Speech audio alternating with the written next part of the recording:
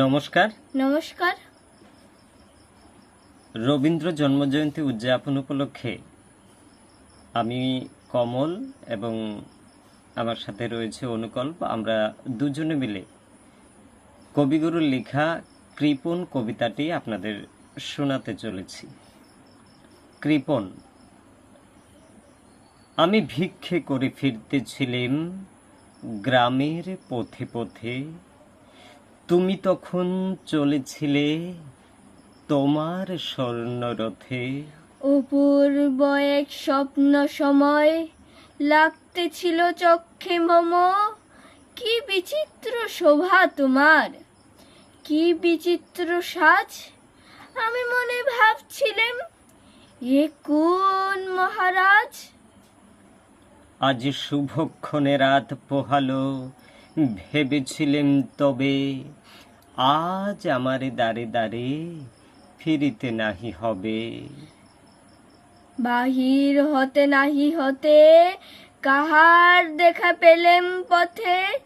চলিতে ধনধান্য ছড়াবে দুই ধারে। মুঠা মুঠা কুড়িয়ে নেব ভারে ভারে। দেখি সহসা রথ থেমে গেল আমার কাছে এসে, আমার মুখ পানে চেয়ে নামলে তুমি হেসে। দেখে মুখের প্রসন্নতা জুড়িয়ে গেল সকল ব্যথা। হেনকালে কিসের লাগি তুমি অকস্মা, আমায় কিছু দাও গো বলে বাড়িয়ে দিলে হাত।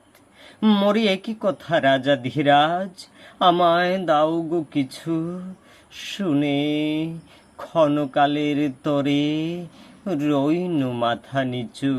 তোমার কি ভাব আছে ভিখারি ভিক্ষুকের কাছে? এ কেবল কৌতুকের বেশে আমায় প্রবঞ্চনা। ঝুলি হাতে দিলেম তুলে একটি ছোট কণা।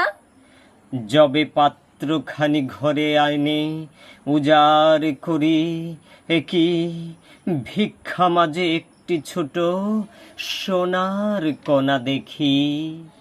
দিলেম যা রাজ ভিখারি রে, স্বর্ণ হয়ে এলো ফিরে।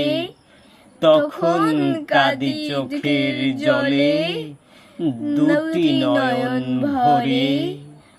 তোমায় কেন দেইনি আমার সকল শূন্য করে?